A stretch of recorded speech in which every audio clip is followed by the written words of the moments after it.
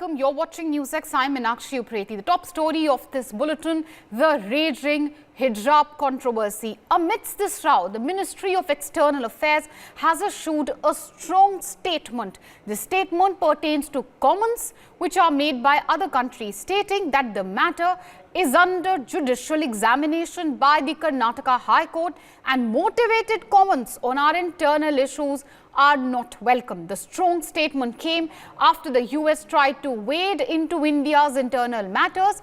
Rashida Sen, ambassador at large for international religious freedom, has tweeted, and I quote, "Hijab bans in schools violate religious freedom," unquote. Over the next 30 minutes, we will discuss who gave them the authority to comment on India's internal matters. Has the United States of America forgotten its own issues? Has it forgotten its slave-owning history or what it did to the native? Let's discuss this in further detail, the hijab row and why these foreign powers are meddling in our internal affairs. Is this really an attempt to fan the fire which is already raging in our country? I'd like to welcome my panel of experts, starting with Ambassador Deepak Vora. He's a former diplomat. Also, Preity Upala, editor of The Observer and geopolitical analyst. She's joining us from California, USA. Also joining us is Rubinder Sachdev. He's an international affairs expert. And also joining us is our in-house expert, Professor Madhav Nalapad. He is editorial director of the Sunday Guardian. Starting first of all with you, Ambassador Vora. Sir, how do you react to this strong statement which has been now issued by the Ministry of External Affairs? Rightly so, the MEA has told US and all other foreign powers really to stay out of our internal affairs. And if you look at it, sir, this happened in one institute where the whole debate is about discipline and dress code. Would you say that foreign powers are now blowing it out of proportion? And how do you assess the reaction of the MEA? Do you think that a strong statement is enough, or is there something more which the MEA can do to drive home the point, to tell these foreign powers once and for all, stay out of it? This is a democratic country. We've got our courts. The court is looking into the matter. And finally, in a country like ours, we follow amicably what the judiciary says, sir. Thank you very much, ma'am. Always a pleasure to be with you, to be on Newsx at this time, to be with Ms. Upala, with Mr. Sachdev, and of course, the inimitable Professor Madhav Nalapad. Always an honor and a pleasure to learn from you. You know that since 2013, the 1st of February, I just found out is World Hijab Day, an annual event set up by a Bangladeshi-born woman who migrated to New York. Now, all over the world, the Islamic world, the age at which girls start covering their head, usually around the time they hit puberty, has been falling, causing some kind of pushback by secularists. When I was in school and college, Professor Nalapad Bemia, only my Sikh fellow students wore turbans. No one else wore the skull cap or the hijab or any other headgear. Now, when you've talked about this gentleman, I beg your pardon, from the United States, he's some ambassador of large. Obviously, his intelligence is not very large, but he's talked about the state of Karnataka should not be interfering in such matters, and it's a question of religious freedom. Similarly, I'm told that the Pakistanis have waded into this whole thing, saying, you know, we can see that this is not secular and not democratic. Pakistan telling us this? India's Minister for Minority Affairs has shot back, saying that Pakistan is a jungle of crime and cruelty for minorities, shouldn't be preaching to us. You know, ma'am, maybe we should have a World Hypocrisy Day with Pakistan as the president for life of World Hypocrisy Day. Now, the MEA has come out with a very strong statement. Even as, I remind you, ma'am, even as in Australia, a fellow called Blinken was huddled with our foreign minister and talked lovely things about how we'll go forward together, etc., etc., etc. Then we have this nonsense coming. May I just suggest that this ambassador at large should be ignored? We have made a strong statement, and as and when the time comes, we'll take the next step. If anybody casts aspersions on the independence of India's judiciary, I would ask that person to look at the number of times when Indian courts, including the Supreme Court of India, have ruled against the government. What more proof do they want? And that has happened time and again, sir, very rightly pointed out. And in a democracy like ours, finally, the final word really in such complicated matters lies with the judiciary. And whatever the courts decide will be followed amicably. We have of course, a legal system. Anyone is free to go to a Supreme Court, a higher court, and seek, of course, a legal recourse. Preity Upala, since you're joining us from the US, the question I had for you was, would it be okay for the US government if India started commenting on the internal affairs of the United States of America when the Black Lives Movement happened, when you had massive protests which were raging in the US? India had chosen in a very calibrated and careful manner to stay out of the affairs of US. The history of the United States of America also doesn't seem to be, it's not like US is holier than thou and that, going by their history, they can point fingers at India. Really, given the scenario that India generally has chosen not to interfere in internal affairs of other countries, would you assess that it's fair that you have something like the IRF, which is now commenting on the hijab row, which is raging in our country? Well, namaste, Ms. Preity. Thank you so much for having me on your show. It's always a pleasure to be on your wonderful show. Well, maybe we should start commenting, because trust me, there is plenty to comment about. I think the whole world can see that. But in moving on to more serious matters, there's two parts to this whole saga. One is the actual issue itself. And look, India is the largest secular democracy in the world, and if it says it's truly secular, then it needs to act like a secular country, which means it can't appease any religious community, whether that happens to be minority or majority. Of course, all religions are protected and everybody has the right to freely practice whatever faith they are of, and that's always been the case with India, thankfully. But it also means that you have the same laws for all. So one law for everyone. And I think the government of India needs to make this really important decision, separate education from religion. Educational institutions are there to educate, to inform, and to raise upright citizens. You need to leave religion out of it. So that's one thing. That's for the government to do. Now, for the matter as far as the US commenting, anytime, it seems like these days, anything interesting happens in India, the international media has nothing better to do. Even in a global pandemic, they have to jump at it. Sometimes it's amusing, sometimes it's a bit disingenuous.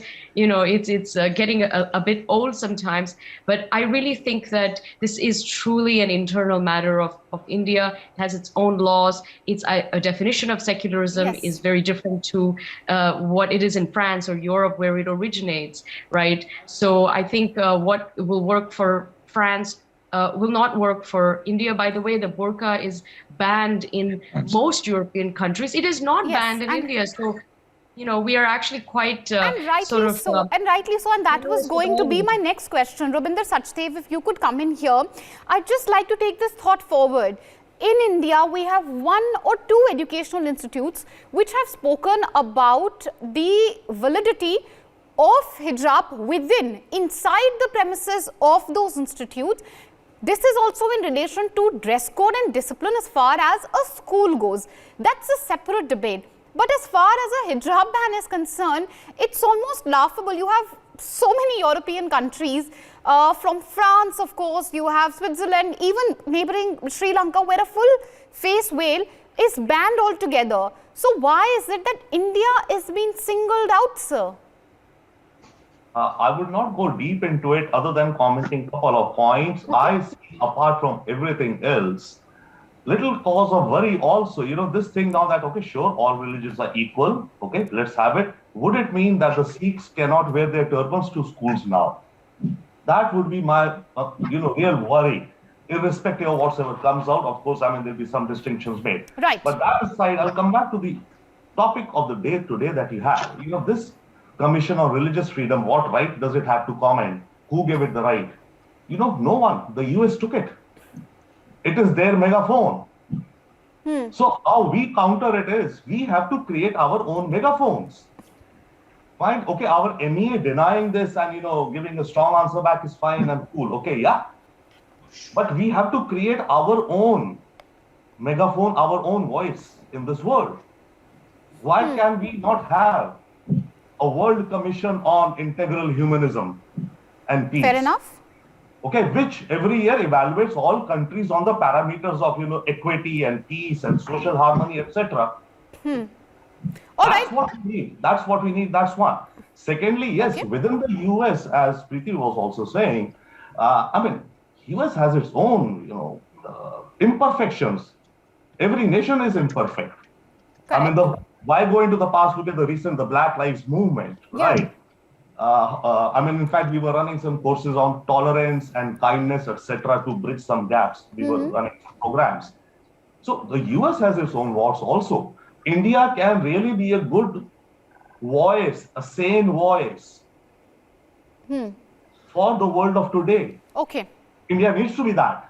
All right. So you've touched upon 2 points. One, of course, as far as, you know, wearing hijabs is concerned, yes, it is, of course, very tricky waters really to model in when you have, of course, you know, Sikh students who wear a turban. Is it okay or not okay for Muslim women to wear hijab, or is it about discipline? That, of course, is a separate debate. But yes, as of now, the topic in hand, we'll come to, of course, the part of hijab as well. But Professor Madhav Nalapad, if I could just draw you back into what Rubinder Sachdev was saying.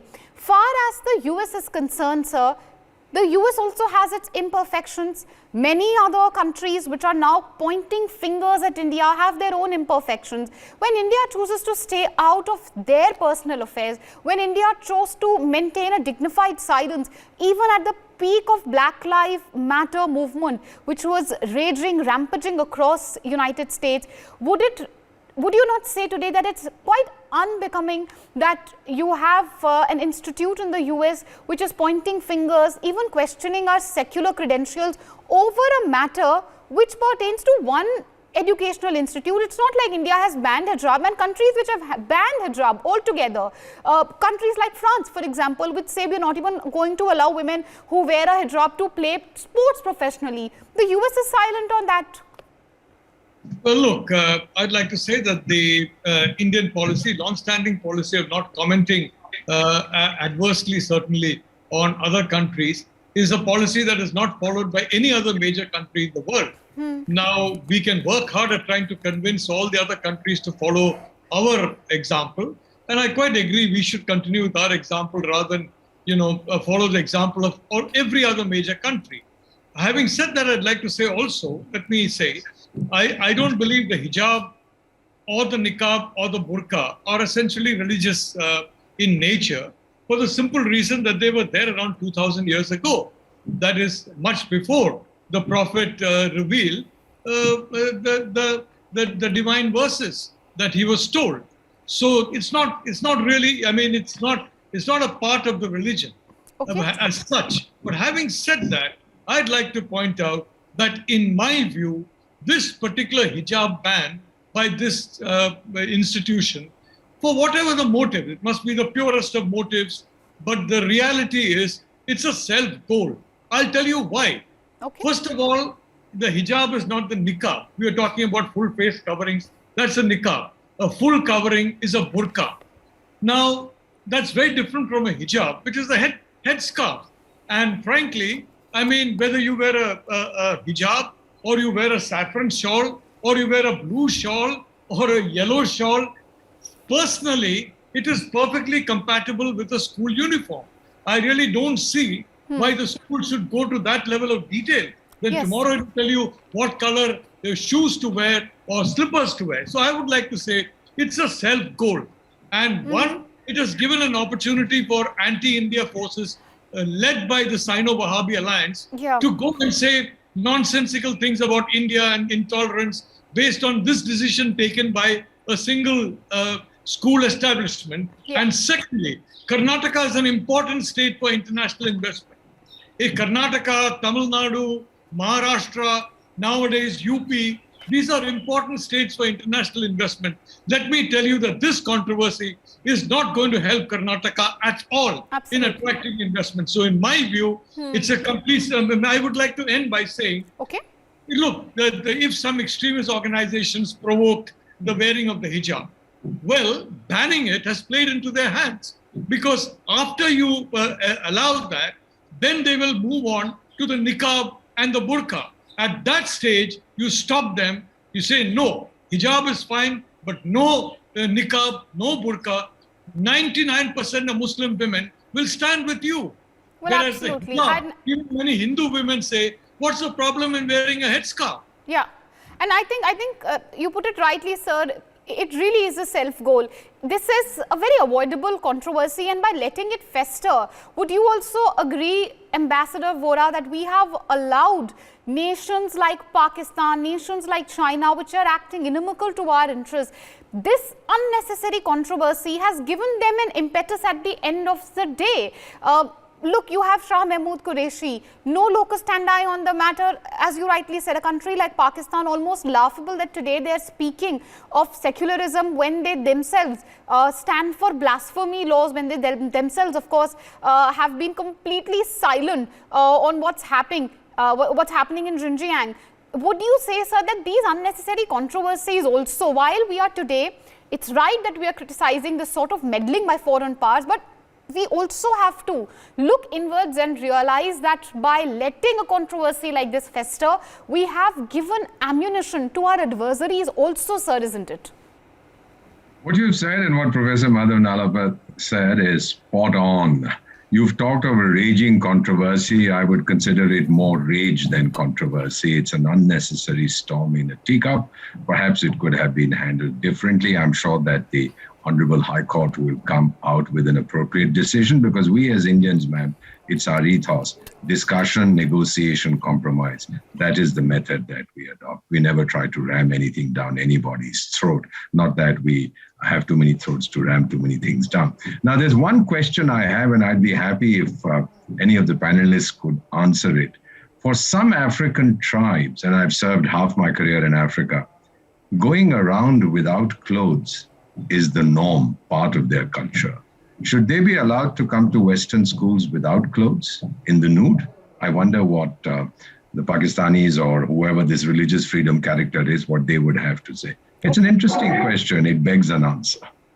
And let me take that forward. You know, Preity Upala, you also spoke about secularism. You spoke about how education and religion should not be mixed. That, of course, is a larger debate, something which India is mulling on, is thinking about. But again, it's a smaller controversy. This is literally about headscarves, which girls should or should not wear inside of an educational institute. What would you say about the silence which countries like the US have maintained on perhaps, say, France, on other European countries which have banned headscarves, which have banned a full veil? We even have our neighboring Sri Lanka, which does not allow full veils at most public places. Do you not see some sort of hypocrisy here on the part of US and other Western countries which are today criticizing India but are silent on France? Yeah, I mean, the way that the West works is it picks the topics and the nations from which it can get the maximum impact. And it seems that India is, really the perfect storm in any way, because one could say, oh, there's 200 million Muslims there, so any issue to do at all with that particular religion is, the whole world is watching eagerly to see, and they get outraged they get triggered very, very quickly. So this narrative is being spun. We don't do a good enough job of countering it and sort of informing and educating the world, which we really should be doing.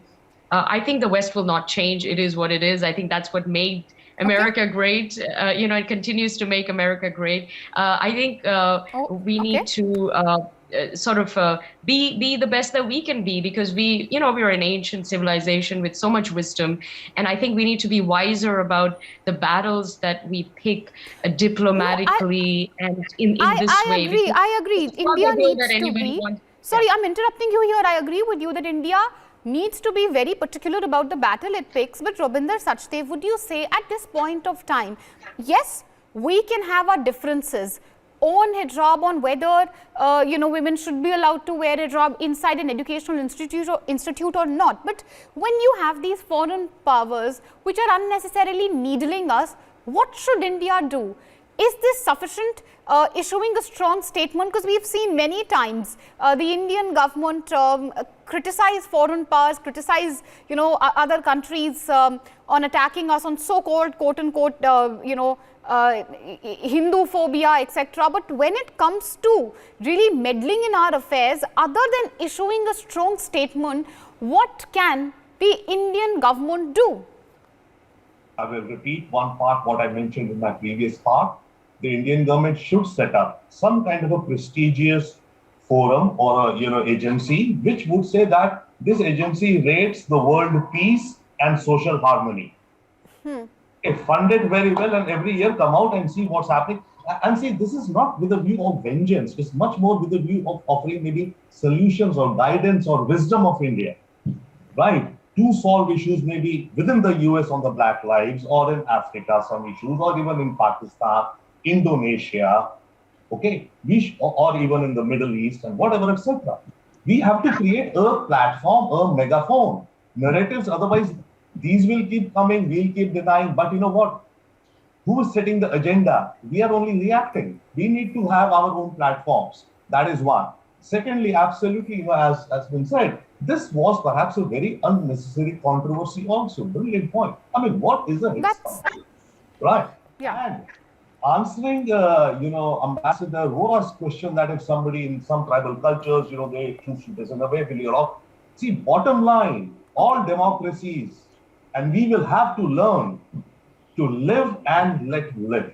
We will have to do that. Each country will come to its own equilibrium of that, but that is where we are headed, and that's where we should be going with least amount of conflict and divisiveness. Right. So that's what we have to do within our own country, and that's what we have to actually convey to the world also. Ukraine and Russia, guys, come on, live and let live. Push back. Right, push back, and that's something which India should look at. Professor Nalapad, would you agree, just taking Rabinder Sachdev's thought forward, do you think that as of now in India, there is also a need for a committee? When we say that let's form a committee on secularism, religious affairs, would you say that a committee of Muslim women, not men, not those who decided, Muslim personal law, just women who can come together and talk about reforms which are needed within the community? Because reforms in a community cannot be imposed. Sati system, the Parda system, many of course were rejected by Hindus, but this was driven by scholars from within the community itself. Would you say that right now, as we on Newsx also have been talking about for the last 2-3 days, is a need to form a committee of the women belonging to minority committee who could look really at issues which are of course affecting the community, and let women become the author of their narrative, of their community, without any meddling from any government or educational institute. Perhaps that would be a dignified end to this controversy, sir? I'd like to say I have never been a believer in the efficacy of committees. Okay. I'm not sure if this committee would work. And secondly, I'm totally opposed setting up a committee on the ground of the religion of a person. In India, we have suffered enough because of this absurd two-nation theory. Pakistan and China are working hard to try and convince the population of India that Hindus and Muslims are two separate nations, trying to recreate the situation in the 20s and 1930s and 1940s. An absurd proposition. There's no difference between a Hindu or a Christian or a Muslim anyway. I mean, it is correct that in the United States there is no difference. In the UK there's no difference. And by the grace of God, in India there's no difference. Having said that, I'd like to say that, I am a fairly strong acquaintance with Karnataka. It's one of the most wonderful states of the Union, a really enlightened state. And I'd like to say that what has happened? Some dress that was a hijab, frankly, maybe, these 5 or 6 girls were incentivized by some outside force. Possibly, I don't know. But then the point is that by banning almost every girl in that community, in that educational institution, now wants to wear the hijab. Yeah. We've gone and triggered that. The quickest way to mainstream a practice is to ban it. Once you ban something, you are mainstreaming. I know, for example, my uncle Aubrey Menon, his was the first book banned in Free India. And frankly, book bans make no sense. Yeah. So the point is very simple. This is a very dangerous path to tread on.